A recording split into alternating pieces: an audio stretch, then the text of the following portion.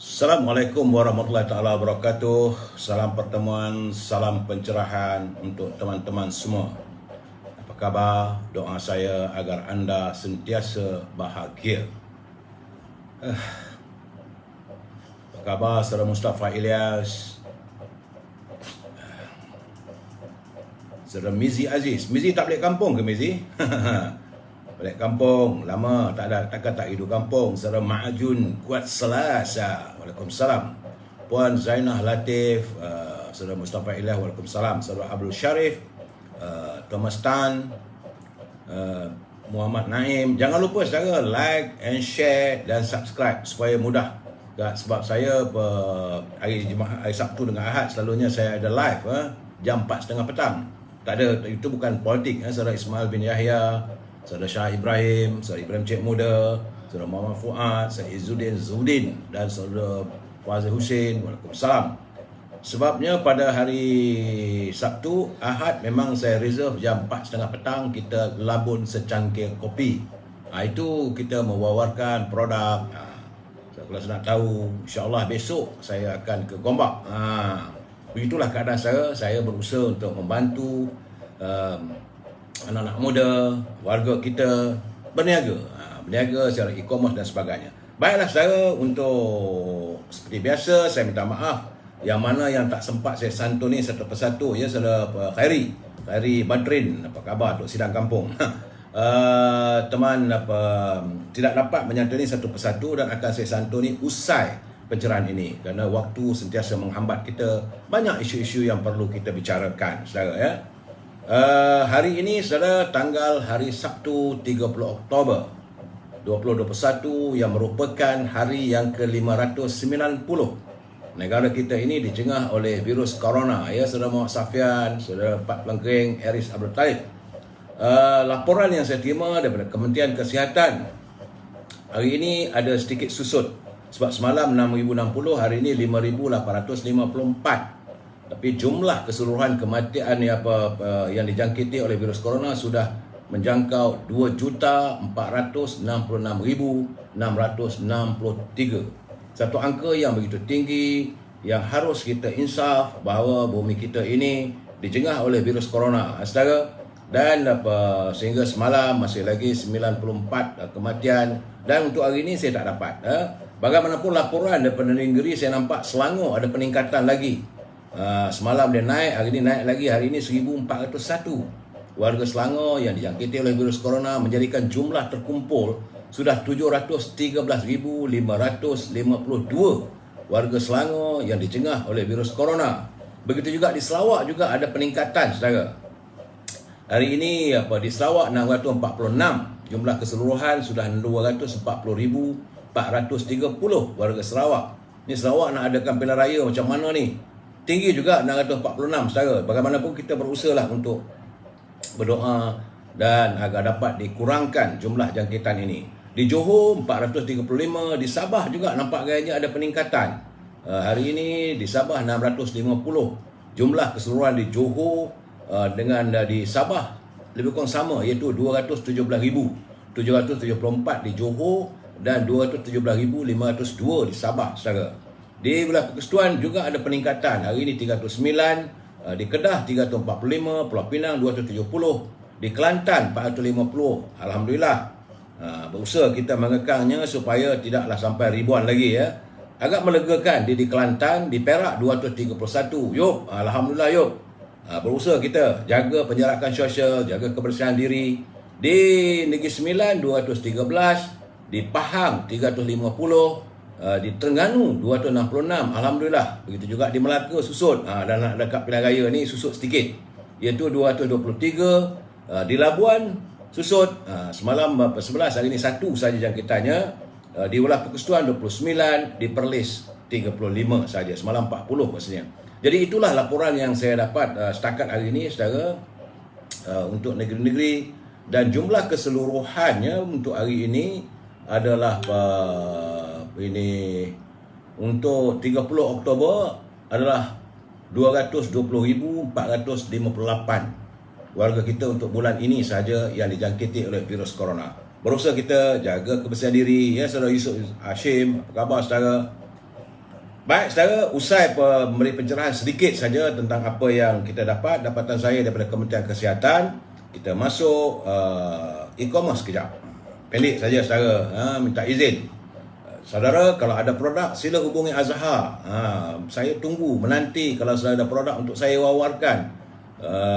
Boleh hubungi Azhar di talian 011-330-41241. Kalau Azhar, dia perniagaannya lain tak ada. Bakur, wangi-wangian, macam kemian, dibakar, aromanya harum satu rumah. Ingat saudara, rumah yang harum itu adalah dibenci oleh syaitan. Dia tak nak masuk. Tapi itulah rumah yang disayangi dan disukai oleh para malaikat. Saudara, juga kalau berhubung dengan Azhar, jangan lupa bahulu berdal ibunya ataupun gendang tok. Produk-produk ini memang sedap. Orang Perak tahulah apa itu gendang tok, apa itu bahulu berdal. Saudara, dan saudara boleh juga berhubung dengan Siti Farehah. Nanti teman sekarang tengah sibuk tu hari ini. Dia tengah sibuk menyiapkan dendeng manis Siti Farehah. Saudara boleh berhubung dengan Siti Farehah di talian 017-711-4300 untuk membolehkan saya mewawarkan produk saudara. Begitu juga untuk mereka yang tinggal di Lembah Kelang, boleh berhubung dengan Shauki Kizinis Fruits. Ini buah-buahan segar dari luar negeri saudara. Harga di bawah pasaran dan terus dihantar ke rumah saudara. Hubungi Shauki 012-357-5703. Okey saudara, usai e-commerce. Kita masuk sekarang ni tazkirah singkat. Saudara, bahawa sebenarnya banyak orang tak tahu masjid itu adalah institusi yang menjadi asas penting dalam pembentukan takwa. Sebab itu saya agak tidak senang kalau pintu masjid ditutup. Berkali-kali kita minta agar masjid dibuka supaya orang dapat pergi solat berjemaah. Saudara, bahkan dalam peristiwa ini hijrah Nabi Muhammad SAW, masjid adalah perkara pertama yang dibina oleh baginda sebagai syiar, iaitu pusat ibadah dan dakwah Islam. Dalam hadis, baginda Rasulullah SAW turut menyatakan antara golongan yang dinaungi Allah SWT di mahsyar kelak adalah pemuda-pemuda yang hati mereka sentiasa terletak di rumah-rumah Allah. Ini sabda junjungan saudara. Apabila hati kita terpaut ke masjid, sudah pasti solat waktu akan terjaga, dan bila kita beriktikaf ada pahalanya, dan kita dapat melaksanakan amalan-amalan sunat, kita berzikir, saudara, kita membaca ayat suci Al-Quran, dan paling penting hubungan bermasyarakat terjalin mesra serta dijauhkan kita dari sebarang kemaksiatan dan perkara-perkara yang lagau. Lagau inilah yang sia-sia. Sebab itu saya minta agar pihak yang berwajib bukalah pintu masjid. Tak payah lagi lah nak gunakan, nak kata vaksin 2 dos ke 3 dos ke. Masjid ni tempat kita dengan Allah. Allah menjamin keselamatan ummahnya. Ya, jadi pandemik COVID-19 ini walaupun masih belum reda, namun ianya bukanlah satu alasan untuk kita membataskan diri ummah, untuk kita mengimarahkan rumah Allah. Jadi kita pergi ke masjid, kita menjaga SOP, dan secara paling penting, semailah kecintaan pada masjid kerana ianya adalah tanda kita berusaha memelihara keimanan. Saudara, sebab itu kita mohon pihak berwajib, jawatankuasa masjid, jangan lagi menghalang manusia ataupun insan untuk beribadah. Itu yang saya dapat memberi pencerahan sedikit tentang tazkirah kita malam ini, kecintaan kita terhadap masjid. Saudara, usai tazkirah, kita masuk mutiara kata. Apa kata saudara Hibir? Ini kiriman sahabat saya, saudara Hibir. Mutiara katanya singkat tapi begitu berarti. Kata saudara Hibir, lakukanlah kebaikan sekecil apapun, kerana anda tidak pernah tahu kebaikan apa yang akan membawa kita ke syurga. Jadi hidup kita ni biarlah sentiasa melakukan kebaikan. Kita tidak tahu kebaikan yang mana satu yang akan membawa kita untuk berada di syurga. Ya, saudara, dan ingatlah saudara, dalam memilih kawan, nama baik kita ni kita digantungkan di hati kita. Itu kata John Kay, ya saudara. Jadi itulah tazkirah singkat saya, saudara Ahmad Yusof. Apa khabar saudara? Usai tazkirah singkat, apatah lagi salam impian moratorium dan kumpulan wang simpanan bekerja 10,000. Biarlah tak dapat pun, tak ada pengumuman pun, saya akan menyuarakan saban malam. Saya amat bersimpati dengan saudara yang semalam tak ada langsung pengumuman tentang iCitra ke iSinar ke, tak apa saya akan bersuara. Biarlah mereka rasa malu pada diri mereka sendiri kalau tidak mahu menyantuni warga bangsa kita yang berada dalam kesukaran. Dan kita nak keluarkan duit tu bukan duit mereka, duit kita sendiri. Dan kita mengharapkan mulai lusa hari Isnin akan bermula perdebatan perbahasan bajet. Ingat, kalau negara berbelanja tanpa had, maka negara akan menuju kemuflisan. Sepatutnya ahli parlimen, tak kira lah daripada UMNO ke, daripada Barisan Nasional, daripada Parti Pembangkang, harus mengutarakan pandangan dan lebih berhati-hati dalam kita meluluskan bajet. Kalau isu apa yang dibangkitkan soal kumpulan wang semalam kerja, bolehlah diutarakan besok. Jadi kita lusa. Jadi kita mengharapkan perkara-perkara ini akan disantuni oleh ahli-ahli parlimen. Harapan kita itu sajalah. Saudara kita, saya memang kecewa. Sebenarnya saya tak mau menyentuh bajet, tapi sentuh jugalah saudara hari ini. Baik saudara, sebelum saya menyentuh panjang lebar tentang apa yang berlaku bajet ni, saya mungkin malah ni sikit saya nak sentuh lah. Saya kecewa yang amat sangat saudara. Sebelum itu kita kita berbicara, tajuk perbincangan kita hari ini adalah hidup berjuang. Hidup ini mesti berjuang saudara. Jangan kita patah semangat. Sebelum saya memberi pencerahan apa yang saya maksudkan dengan hidup berjuang, kita santun dulu pantun Pak Nazir. Kata Pak Nazir, pokok salak si pokok petai, tepi laman si jambu batu. Hutan balak, pasir dan pantai menjadi idaman pemimpin tertentu. Pak Nazir memberi sindiran kepada pimpinan-pimpinan yang mereka mencari kekayaan dan sebagainya, melupakan rakyat. Katanya lagi, sampai pekan hujannya lebat, tapi mujurlah hujan tak lama. Bajet bukan mestinya hebat, ia hendaklah adil saksama. Itu Pak Nazir pun beliau terkesan dan memberi sindiran yang begitu tinggi. Dia kata kalau bajet itu bukanlah mestinya hebat.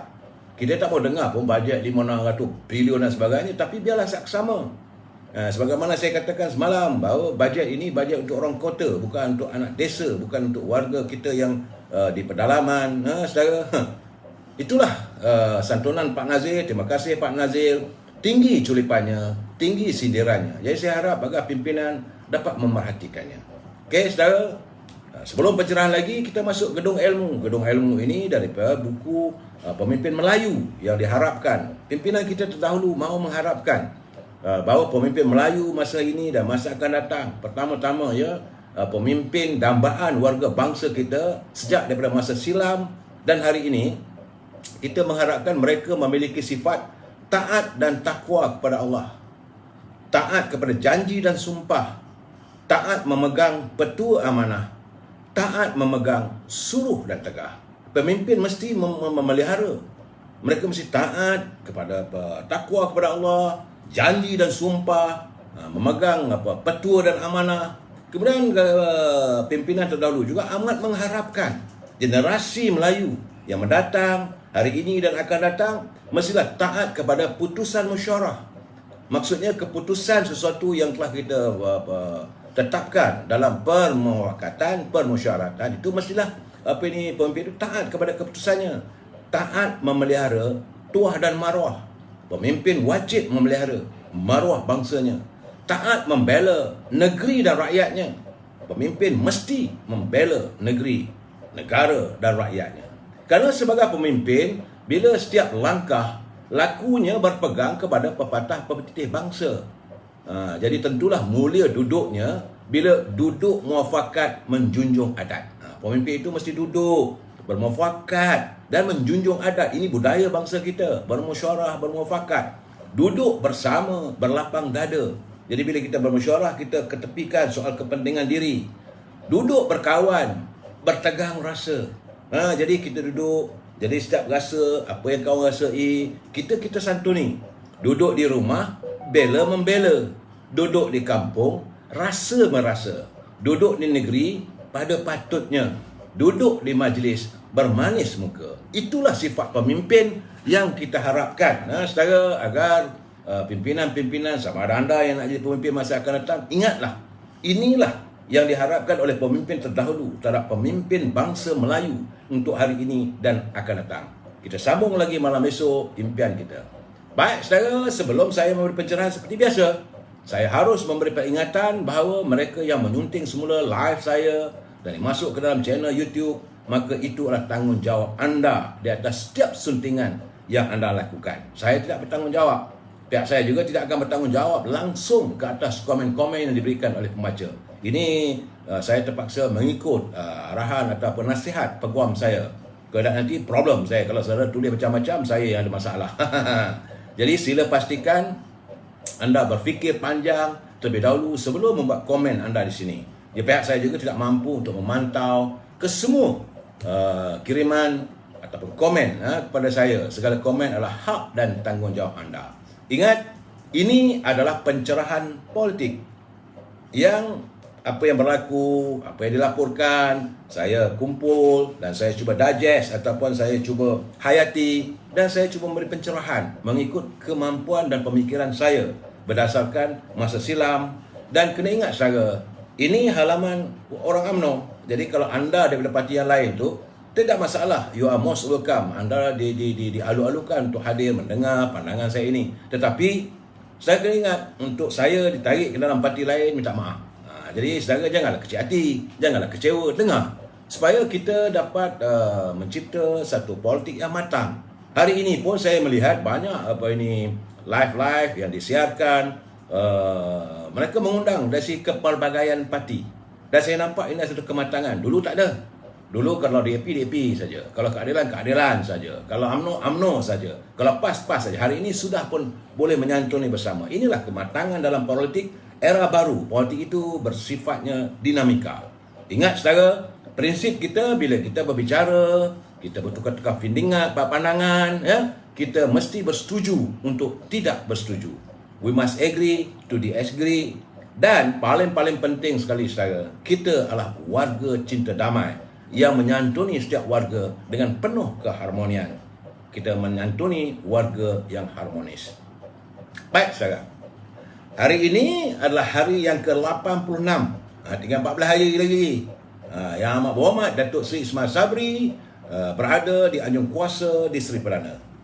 Dia kata tunggu 1 hari. Lepas 1 hari nak tengoklah sama ada mana menteri yang memenuhi KPI dan sebagainya. Tapi hari ini saya dah tengok dah mula viral dalam internet, antara yang teruk kena serang adalah Menteri Pendidikan yang dikatakan bahawa gagal. Dan kalau saudara merasakan mana-mana menteri itu tidak gagal ataupun tidak terlaksana, sila kemukakan dan beri alasan supaya kita dapat wawarkan agar Yang Amat Berhormat, saya yakin pejabat PMO dia mendengar juga kita punya pencerahan malam-malam begini. Kerana beliau kalau boleh tidak mahu dilihat sebagai Perdana Menteri yang gagal. Kerana semalam dari segi bajet semalam tu memanglah penuh. Saya dapat laporan Facebook, Twitter, Menteri Kewangan dan juga Perdana Menteri disantuni oleh seluruh rakyat begitu ramai, saudara, dan kesemuanya menzahirkan kekecewaan yang teramat. Sebab itulah awal pagi tadi saya nampak kiriman daripada Menteri Kewangan yang memohon maaf kalau ada pihak-pihak yang tidak tersentuh ataupun tidak dicapai ataupun tidak mampu digapai dalam pembentangan bajet semalam. Jadi kita mengharapkan agar Yang Amat Berhormat Datuk Seri Ismail Sabri ini tidak akan menjadi Perdana Menteri yang gagal. Tapi kalau dengan adanya Menteri Pendidikan yang semua orang dah cakap gagal. Dan kalau tengok dari segi bajet semalam pun sudah pun menghampiri sudut-sudut apapun at the end of the failure state. Ini keadaan saudara. Dan saya ingin berpesan kepada saudara bahawa suasana ekonomi hari ini bukanlah satu benda yang tentram, bukanlah baik, malahan rakyat masih lagi terkesan. Dapatan saya tadi saya berbual, petang tadi saya bersama dengan pemilik sebuah restoran. Restoran itu sedap makanannya. Itu restoran Ahmad, Nasi Ahmad. Nasinya nasi kandar tapi resipi Melayu. Memang sedap saya, cuma kedainya ada di Sungai Buloh, ada di Ampang, 2 kedai dia ada di Kota Damansara. Jadi saya rasa makanannya memang mengiurkan, memang sedap. Tapi beliau menyatakan sejak daripada PKP pertama, kedua dan ketiga memang beliau cukup terkesan. Tapi sebagai orang meniaga berterusanlah, terpaksa teruskan, dan beliau bersyukur kerana masih lagi dapat bertahan. Sedangkan ramai, saya tengok banyak kedai-kedai yang sudah masih belum lagi berupaya untuk dibuka pintunya untuk meneruskan perniagaan. Artinya, ekonomi kita masih lagi di tahap yang begitu mencemaskan. Saya terima kiriman daripada saudara Izzuddin. Dia minta dia kata, Datuk, tolong bagi pencerahan tentang siaran TV. Kenapa nak kena pakai Astro? Kami sebagai rakyat Malaysia tidak perlu Astro. Kerana kita nak tengok katanya adalah TV1, TV2 dan TV3 sahaja. Tapi kalau tak pakai Astro tak dapat siaran. Inilah masalahnya.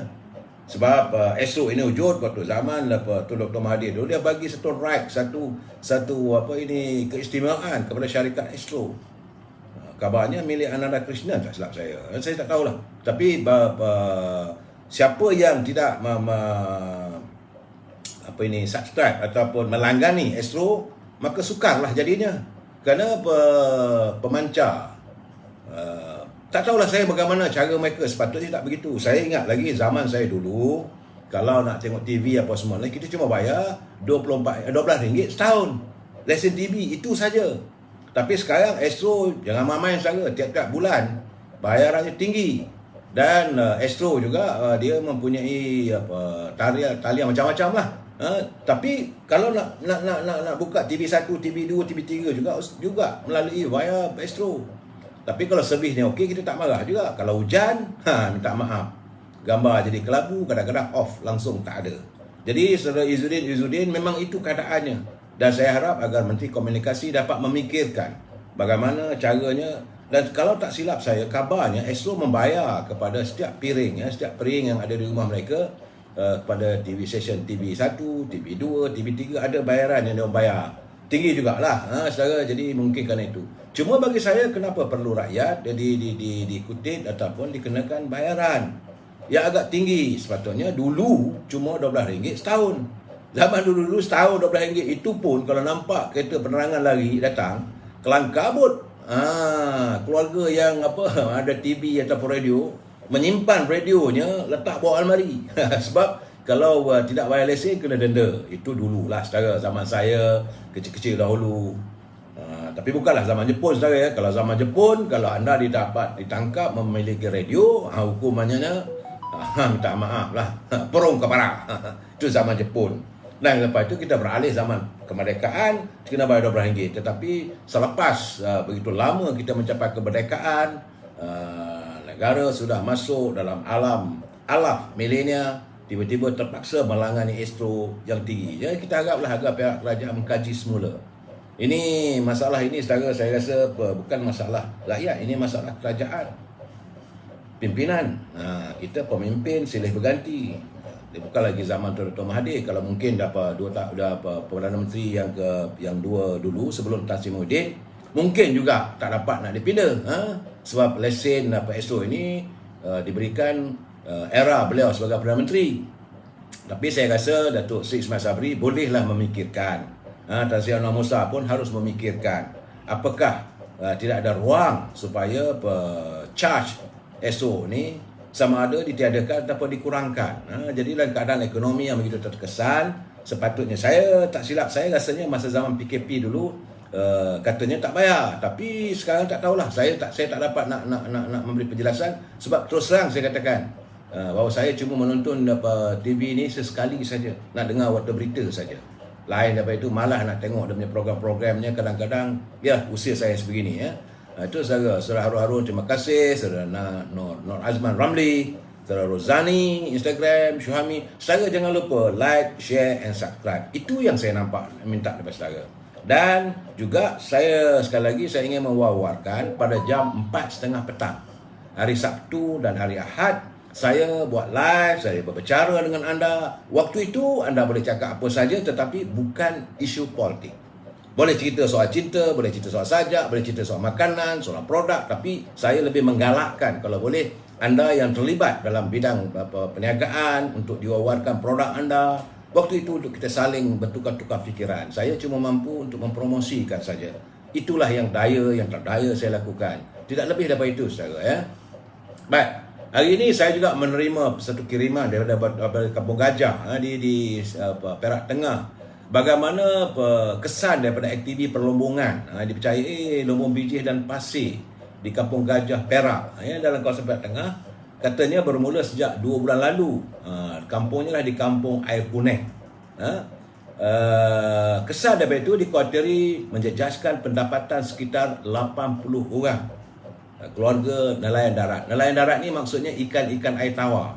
Mereka begitu terkesan kerana terdapat 4 syarikat yang mendapat lesen menjelajah di kawasan seluas 566 hektar yang meliputi tanaman sawit dan perairan umum iaitu bekas Lombong serta Sungai Kinta. Jadi menurut Yang di-Pertua Persatuan Nelayan Ikan Air Tawar, iaitu peniat Kampung Gajah, Saudara Sairul Nizam Muhammad Saleh, katanya aktiviti perlumbungan itu dikuatiri menjejaskan pendapatan nelayan ikan darat, ikan air tawar. Termasuklah orang-orang asli yang membabitkan My Community Perikanan, Sungai Galah, Air Kuning dan di Cenderung Kelubi. Saya harap agar Yang Amat Berhormat Datuk Seri Syarani dapatlah memikirkan, lakukanlah sesuatu kalau ini mengganggu pendapatan warga desa kita. Cubalah atasinya. Saya tak tahu macam mana. Kerana ikan air tawar ini adalah juga sumber. Walaupun saya tak makan ikan air tawar, saudara, tapi saya orang laut, orang tepi laut. Saya makan ikan air masin. Tetapi ramai peminat-peminat ikan air tawar, ikan patinnya, ikan tengas, ikan karai, ikan kelah dan sebagainya, saudara. Begitu juga ikan keli, dan mereka mengadakan sangka-sangka yang saya lihat sepanjang sungai, di sepanjang Sungai Perak memang ada sangka-sangka ikan. Jadi kesan daripada itu maka boleh mengakibatkan nelayan-nelayan yang membuat sangka ikan air tawar ataupun nak menangkap ikan dalam Lombong dah tak boleh nak masuk lah kalau kawasan itu dah diberi pada tokeh-tokeh tertentu. Jadi saya amat mengharapkan sahabat saya Datuk Syarani ataupun Esko Pertanian berfikirlah, silalah buat kajian apa yang berlaku di kawasan Perak Tengah dan berhubunglah dengan Saudara Sairul Nizam Muhammad Saleh. Beliau lah selaku di-Pertua Persatuan Nelayan Ikan Air Tawar. Saya rasa eloklah berbincang. Jangan sampai rakyat memberontak dan sebagainya. Berbincang, kita mencari penyelesaian apa yang boleh kita lakukan. Sebagai pemimpin kerajaan, anda harus lihat untuk membantu. Jangan buat pekak telinga aja, jadi orang kata pekak badak. Jangan. Saya amat terkesan kalau saya lihat warga bangsa saya sudahlah hidup susah, tapi disusahkan lagi. Kalau adanya projek-projek besar, maka mereka tidak dapat melakukan kegiatan ekonomi mereka. Saudara, itu yang culipan yang saya dapat setakat hari ini. Dan kita berbicara tentang hidup berjuang. Kerana saya juga pagi tadi menerima satu kiriman daripada teman saya. Dia selama ini begitu gigih dalam perjuangannya. Tiba-tiba dia menghantar kiriman subuh tadi, selepas saya solat subuh. Dia kata dirinya semakin tawar hati untuk meneruskan perjuangan setelah mendengar pembentangan bajet oleh Menteri Kewangan semalam. Jadi saya kata, biar apa pun sepatutnya kita mesti tetap berpendirian. Jika tidak dipecahkan ruyung, bagaimana mungkin dapat kita mengecap sagunya? Jadi perjuangan itu mesti ada dia punya halangan dan cubaan. Jangan sebab itu membuatkan kita patah semangat, saudara.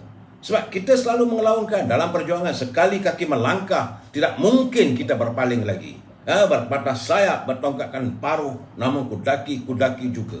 Jadi saudara, alang-alang menyelut perkasa biar sampai ke pangkai lengan.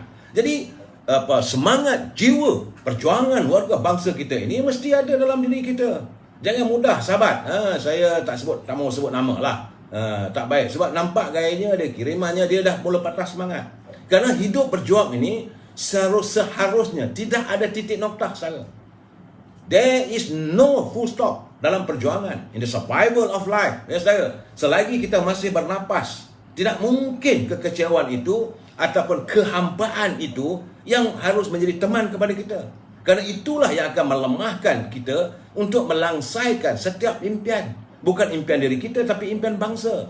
Saya semalam saya kecewa habis bila saya dengar apa yang dilontarkan oleh Yang Mulia Senator Tengku Zafrul. Apabila saya melihat kehidupan rakyat di kawasan pedalaman, di desa, di kampung tidak disantuni.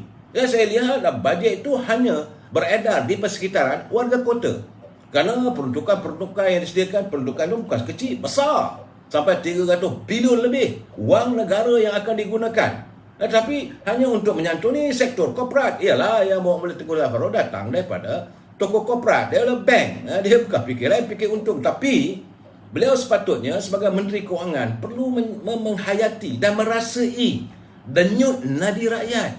Betul, saudara bukan orang politik. Saudara tiba-tiba saja dilantik oleh Yang Berhormat Tan Sri Muhyiddin untuk menjadi Menteri Kewangan. Jadi tetapi jangan sampai rakyat merasakan bahawa anda bukan pemimpin politik bangsa. Kena ada perasaan.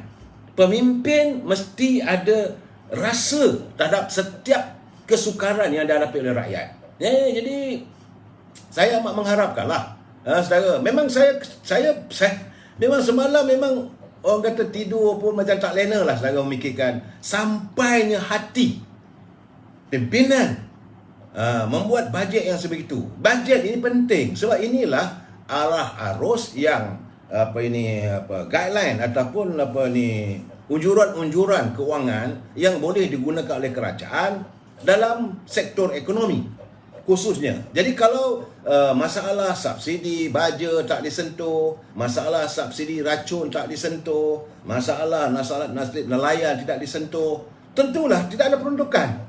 Jadi kementerian yang ada itu dia tak ada peruntukan sebab tak ada dalam bajet. Maka tentulah kehidupan rakyat bertambah sukar. Yang saya tak boleh tidur malam tadi memikirkan dalam 2 bulan lagi, rasanya sebulan lagi, bila monsun menerpa, bila ombak mengganas di pantai timur, apa nak jadi pada nelayan di pantai timur? Saudara mungkin tinggal di kota raya tak terasa, tapi bagaimana debar, ketakutan warga nelayan, tentulah warga bangsa kita. Bagaimana mereka memikirkan untuk menghadapi hari-hari yang mendatang. Apakah tidak ada sebarang peruntukan daripada kerajaan? Betul, kita faham negara dalam keadaan sukar, dalam keadaan sulit ekonominya, tapi paling tidak perlu disantuni. Saya amat mengharapkan bajet semalam soal kumpulan wang simpanan pekerja memanglah tidak ada dalam bajet, sebab itu bukan wang kerajaan. Tetapi sepatutnya sebagai Menteri Kewangan beliau harus juga membuat pengumuman.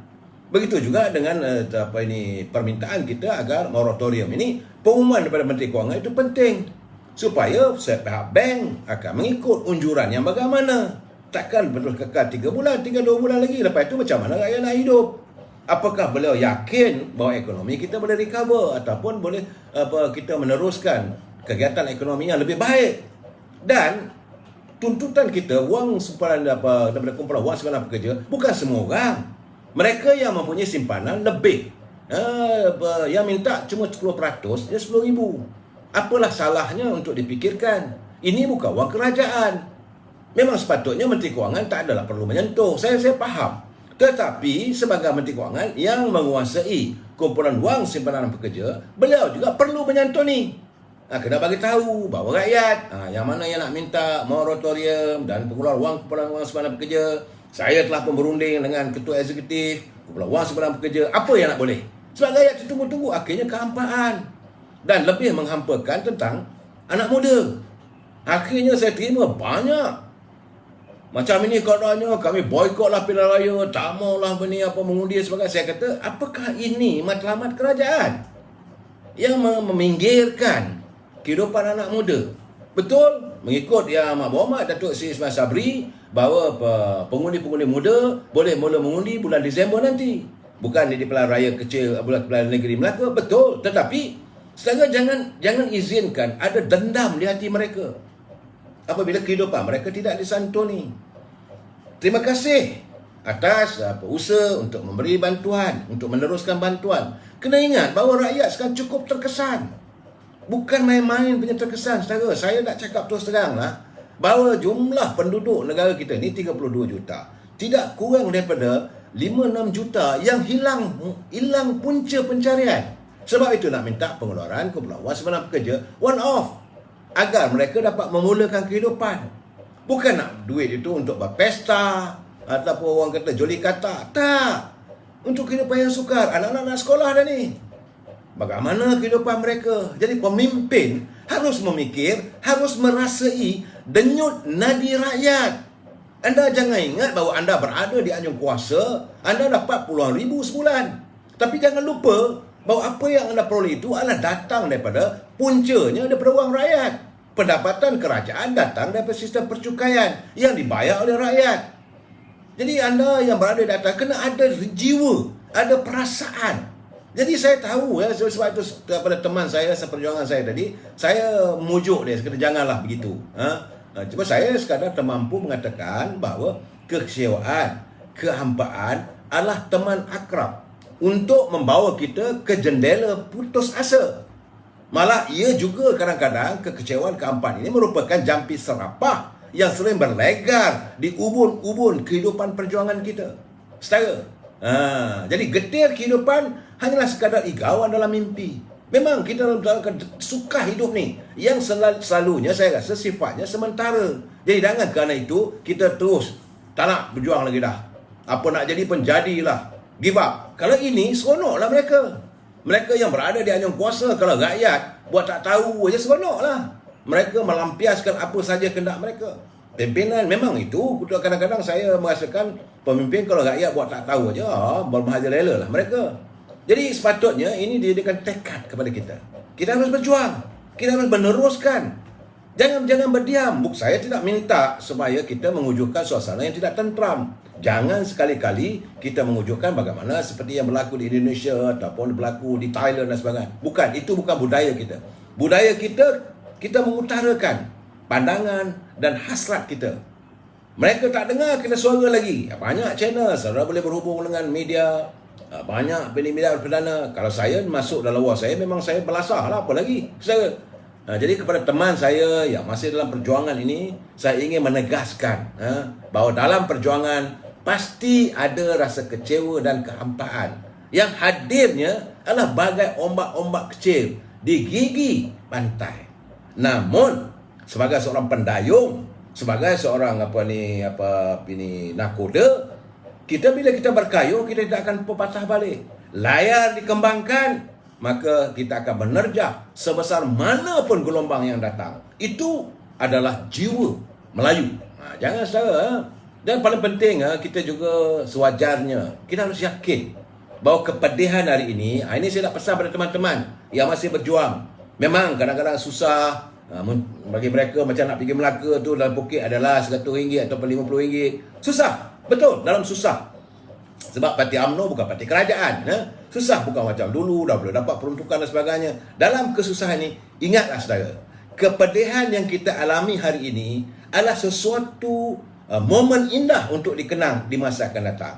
Saudara mungkin tidak lalui, saya sudah melalui. Hari ini saya boleh bercerita pada anak-anak saya boleh bercerita pada cucu-cucu saya. Ini merupakan seolah macam momen indah.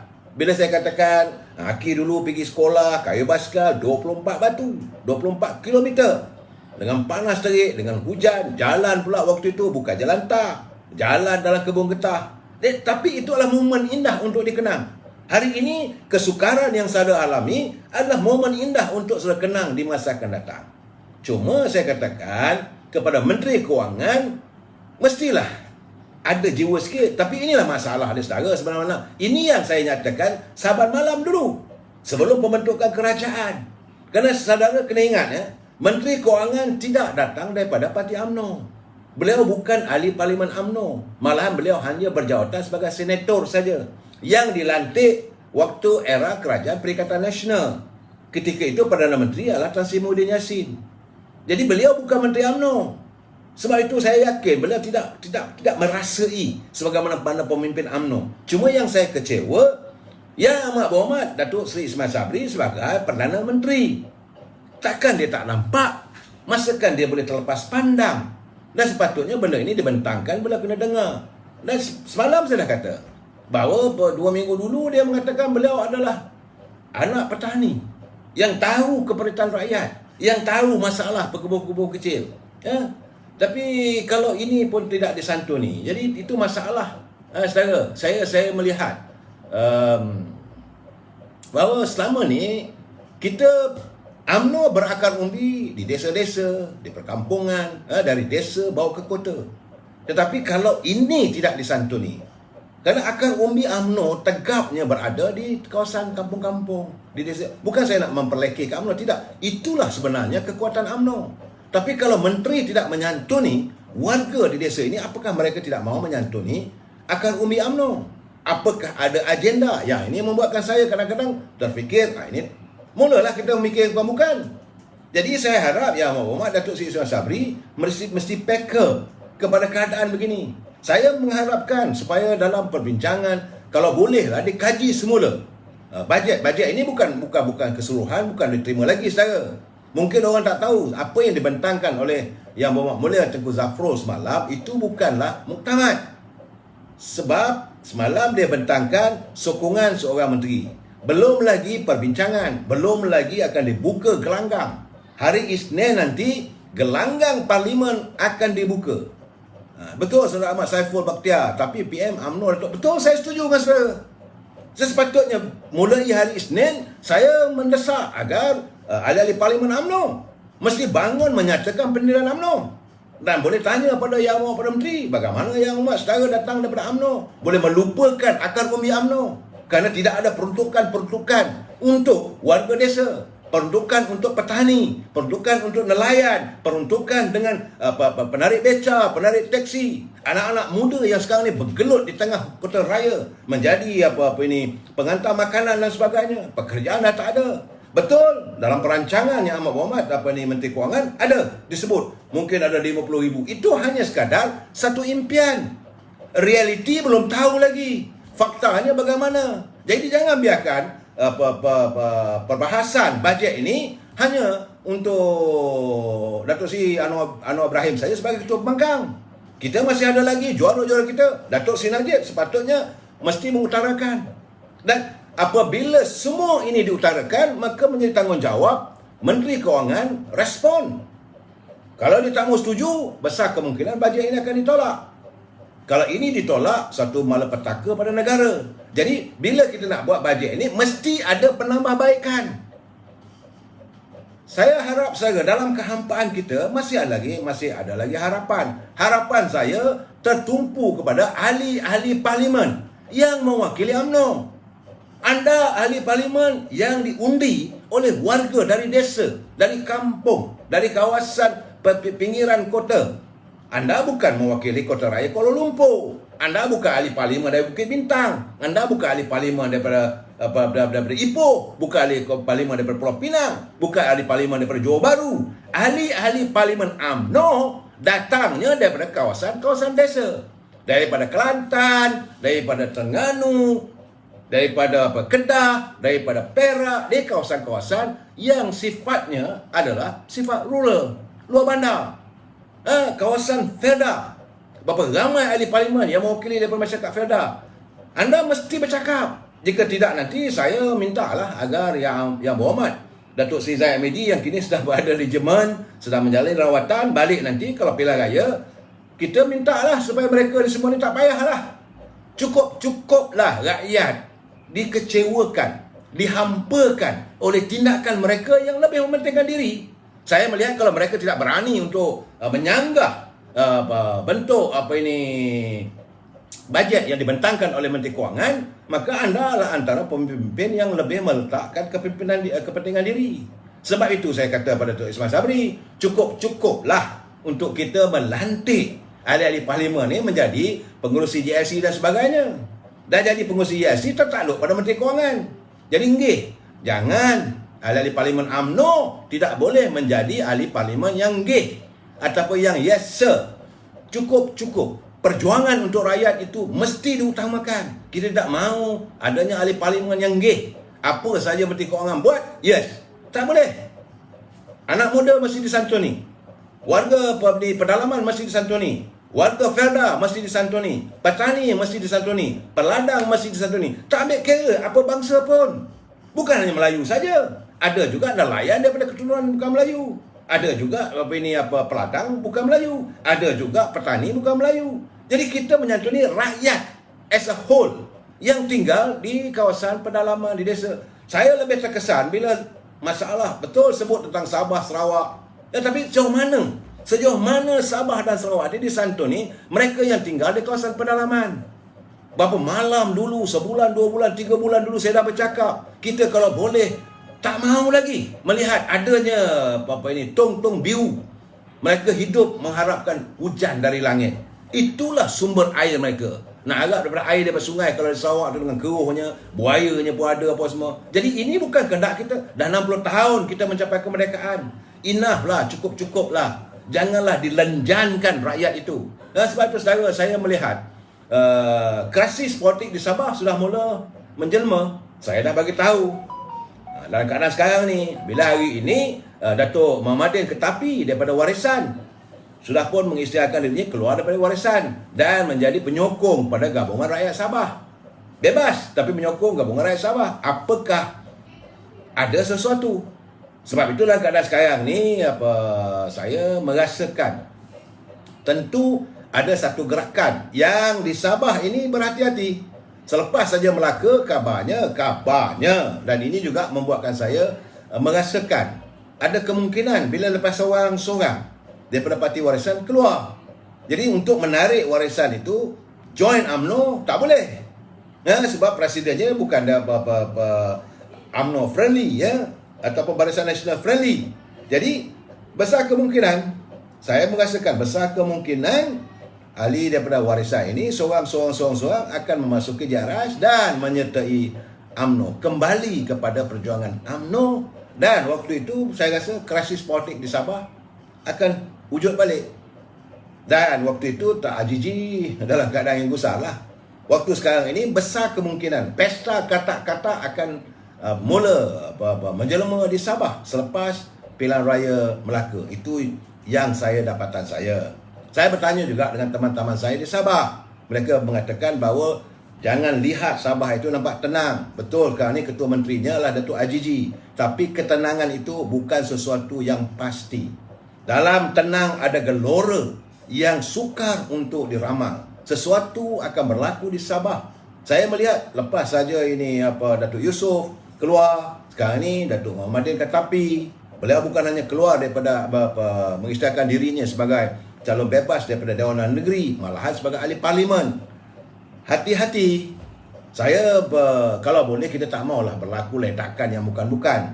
Tapi untuk memanggil pilihan raya sekali lagi di Sabah tu tak perlu. Kalau Bom Mokhtar mempunyai cukup jumlah pergi menghadap ke TYT, maka dia lah jadi ketua menteri ataupun siapa saja daripada UMNO Barisan Nasional. Saya sebenarnya tak berminat melakukan rampasan kuasa sebegini, saya tak berminat. Tapi sebenar-benarnya dalam keadaan begini, kedudukan hari ini dalam pilihan raya negeri Sabah yang baru lalu, UMNO adalah parti yang terbesar. UMNO Barisan Nasional dapat 14 kursi. Parti PBM Perikatan Nasional cuma ada 13.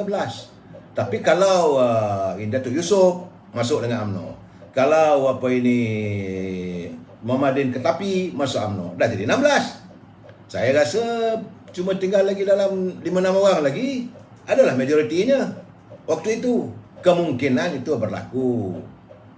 Jadi salih-talih. Ketapi pun nak lompat kata, dia bukan nak mengisytihar pun dah.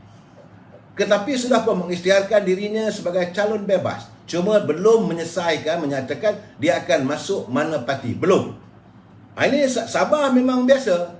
Dia sikit maklum sajalah. Angin negeri di bawah air bayu. Tiupan bayunya pelan.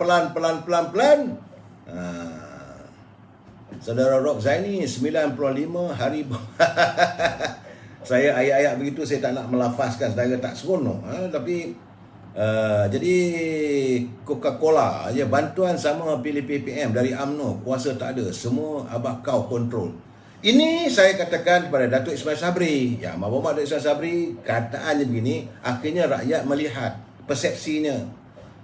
Kalau saudara bertanya dengan saya, terus terang saya katakan dari awal lagi saya tak bersetuju pembentukan kerajaan dengan UMNO yang sedikit, yang rapuh. Datuk Ismail Sabri jadi Perdana Menteri, kita nak supaya UMNO menuntut dia adakan pilihan raya. Jangan lupa itu pegangan kita. Tapi sekarang ni dah terlanjur. Nampak macam mana? Dah terlanjur. Mata terlajang lah.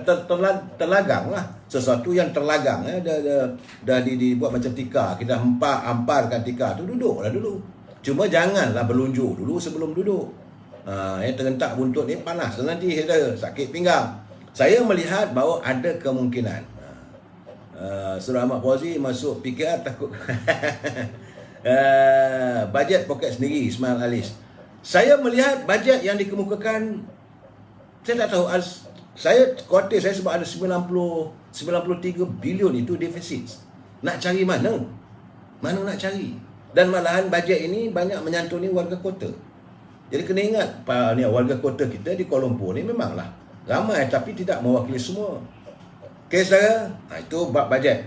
Sekarang ini saya melihat kita kembali sedikit di Melaka. Cuma sesuatu yang Melaka saya lihat, lapatan saya di Melaka, tak patut. Sesuatu yang tak patut sedang berlaku di Melaka. Saya tengok keadaannya macam ada berat sebelah. Saudara, macam ada yang tak kena di Melaka. Sebab apabila mula-mula Tan Sri Muhyiddin datang ke Melaka, naik helikopter, saudara. Helikopter itu apakah helikopter kerajaan ataupun helikopter biasa? Kalau helikopter kerajaan, kita nak bertanya pada Datuk Ismail Sabri, kenapa diizinkan penggunaan helikopter bukan jauh pun daripada Kuala Lumpur ke Melaka. Kemudian pelancaran gerak kerja Perikatan Nasional, okey, tak ada masalah pun. Yang dibuat kita tengok nampak Tan Sri Muhyiddin ada pasal pelancaran gerakan Perikatan Nasional. Tak ada saman menyaman. Tak ada pun Kementerian Kesihatan memberi warning dan sebagainya. Begitu juga bila pelancaran oleh armada, tak ada masalah. Tak ada pun, ada juga yang tak pakai terpelitup, tak ada menjadikan penjarakan sosial, SOP tak dipatuhi sepenuhnya. Tak ada masalah. Tapi bila UMNO buat yang bukan diadakan di bumi Melaka, dia buat di luar Melaka, iaitu di Kuala Lumpur, pun kena kompas 10,000. Jadi orang melihat bahawa apakah ini kerajaan yang amat berhormat Datuk Seri Ismail Sabri sebagai Perdana Menteri itu adalah boneka kepada Tan Sri Muhyiddin. Apakah ini? Begitu juga dengan bajet yang dibentangkan. Saudara, kemudian lihat saudara, pergerakan Datuk Seri Najib. Saya bersimpati. Memanglah dia sebagai daya tarikan. Mana dia pergi pun ramai orang masih lagi meminatinya. Tak lupa berjasa-jasa waktu beliau jadi Perdana Menteri. Masih lagi anak-anak muda, bosku sana, bosku di sini. Tetapi ke mana saja pergerakan Datuk Seri Najib diekori ataupun ada saja pegawai-pegawai daripada penguat kuasa, daripada Kementerian Kesihatan. Jadi sampai saya tengok dalam culipan dalam Instagram mengatakan bahawa ikut SOP dah daftar ke belum. Tetapi bila Tan Sri Muhyiddin tak ada pun. Tak ada saya nampak gambar-gambar pegawai ataupun penguatkuasa Kementerian Kesihatan yang mengawal. Dan Tan Sri Muhyiddin boleh bebas berjumpa dengan rakyat di gerai prihatin. Saya termenung Datuk Seri Zahid, Datuk Seri Najib, dia pergi ke Tanjung Kling. Memanglah ramai orang nak ambil gambar dengan beliau dan sebagainya. Tapi ada kawalan daripada puak kuasa daripada Kementerian Kesihatan. Tapi Tan Sri Muhyiddin pergi di gerai-gerai prihatin.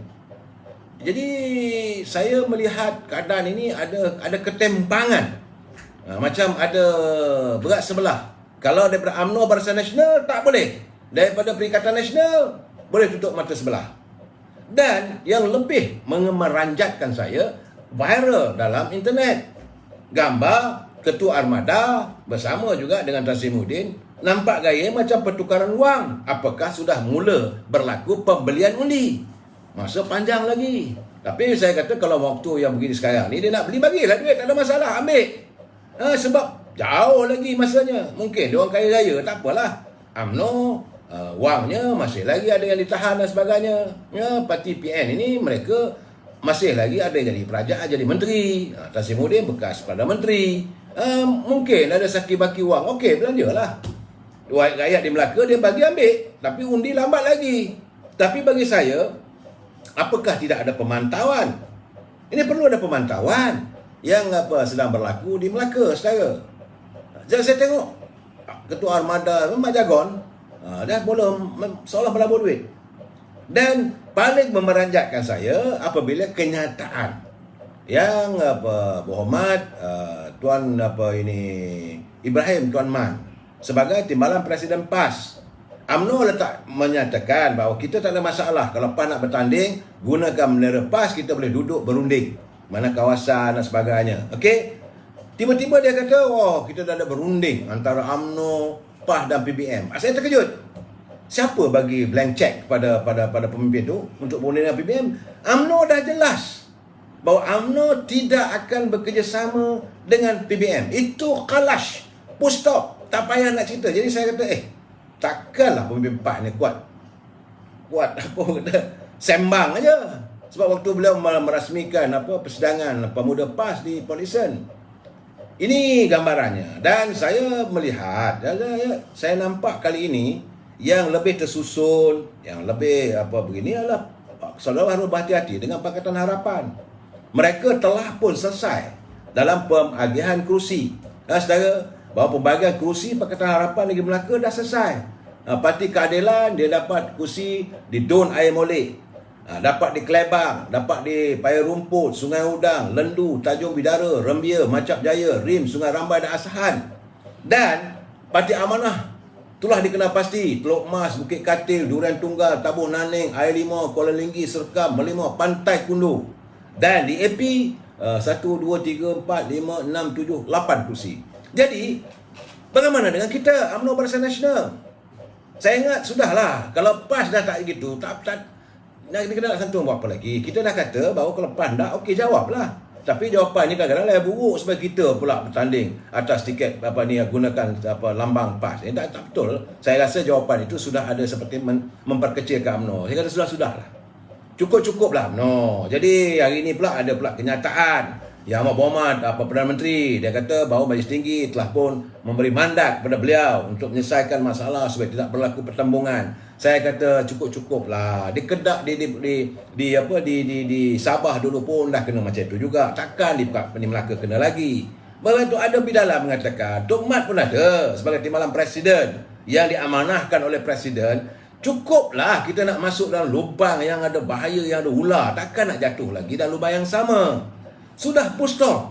Sepatutnya sekarang ini dah kenal pasti siapa calon UMNO. Dan terus tak usah fikir lagi mana calon untuk UMNO Barisan Nasional bertanding di 28 kursi. Terus saudara lihat apa yang berlaku di Melaka antara parti Pakatan Harapan, DAP, Keadilan, Amanah. Mereka dah selesai dah. Dah buat kerja pun dah. Kita masih terkekal lagi dalam 1000 tanda tanya. Masih lagi mencongak bahawa siapa yang akan bertanding, parti mana akan bertanding di Kelebang, siapa nak bertanding Paya Rumput. Masih lagi tercari-cari. Saya ingat ini tak betul. Tok Mat, anda telah pun dimandatkan oleh Presiden. Sepatutnya dah buat keputusan dah. Sebab saya nampak di Melaka ni, parti Pakatan Harapan mereka dah kenal pasti pun calonnya. Dan kita masih lagi tertanya-tanya. Jadi kalau buat last minute, jika ada berlaku sabotaj, jika ada berlaku tak puas hati nanti, susah untuk kita counter balik. Jadi saya amat mengharapkan agar pimpinan UMNO jelaskan. Sama ada buruk atau baik pun, ini calonnya. Masa mudah jentera nak bergerak. Sekarang ni jentera nak bergerak pun dengan 1000 tanda tanya. Sudahlah kita dikawal sebegitu rapi. Dan saya rasa apa yang dilakukan oleh Kementerian Kesihatan seolah-olah mengejar. Mana ada pengambil-pengambil UMNO di situlah.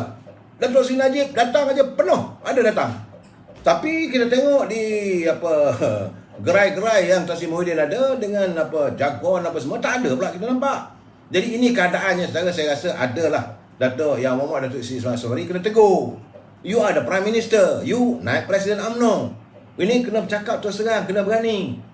Jangan akhirnya warga UMNO merasakan anda sudah menjadi Perdana Menteri yang boneka kepada Tan Sri Muhyiddin. Ini akan menimbulkan persepsi yang tidak baik kepada parti dan kepada diri saudara sebagai Perdana Menteri. Kita akan menghadapi musim pemilihan parti yang akan datang. Saya cakap terus terang, warga UMNO peringkat bawah sekarang ni, kalau sebut nama Khairi Jamaluddin, hilang. Tak payah. Adalah saya bertanya 3-4 orang, saya kata macam mana? Tak payah sebut nama itu. Tidak ada dalam vocabulary UMNO orang macam Khairi Jamaluddin. Biarlah dia nak masuk PBM pun, biarlah. UMNO macam itu sikapnya. Kalau dah marah, dia berpatah arang. Dia tak mau bergerak rotan. Tak mau dah. Jadi Muhammad Ismail Sabri harus memikirkan. Saya lihat contohnya macam di Pekalan Batu. Okey, dengan 21,782 pengundi, mereka sudah pun menetapkan bahawa DAP akan bertanding di situ. Calon yang lepas memang daripada DAP, Nur Hizam. Kerana di situ ada 28% daripada 21,782 pengundi. Undi Melayu cuma ada 65%. Jadi mereka dah kena pasti. Macam di Aikro. Kawasan ini kawasan DAP. Dan telah pun diberi untuk calon DAP. Kerana di situ undi Melayu cuma ada 40%. Dia dah jelaskan, dia punya gerak kerja dah berjalan. Di Bukit Katil. Undi Melayu ada 64%, tapi kerana di situ ada 30% undi bukan Melayu. Jadi di situ 34%, jadi calon yang diturunkan oleh Pakatan Harapan daripada Parti Amanah. Jadi saudara, mereka yang berada di Bukit Katil, kita tak tahu lagi siapa ni nak bertanding ni. Dia orang dah jelas dah. Adli Zahari. Kita calon kita siapa untuk kita bergerak. Jadi pimpinan UMNO kena pastilah buat pengumuman. Macam di IMOD. Dulu undinya pengundi ada 17,000. Saudara, UMNO menang kawasan itu. Tetapi jangan lupa 87%, dan mereka sudah meletakkan calon daripada PKR. Berhati-hati. Mana kawasan yang ada kekuatan Melayu lebih, letak PKR. Ada yang pengundi bukan Melayu lebih sikit daripada 20%, mereka meletakkan Amanah. Kalau 30% ke atas tu DAP. Mereka sudah kena pasti. Kita macam mana?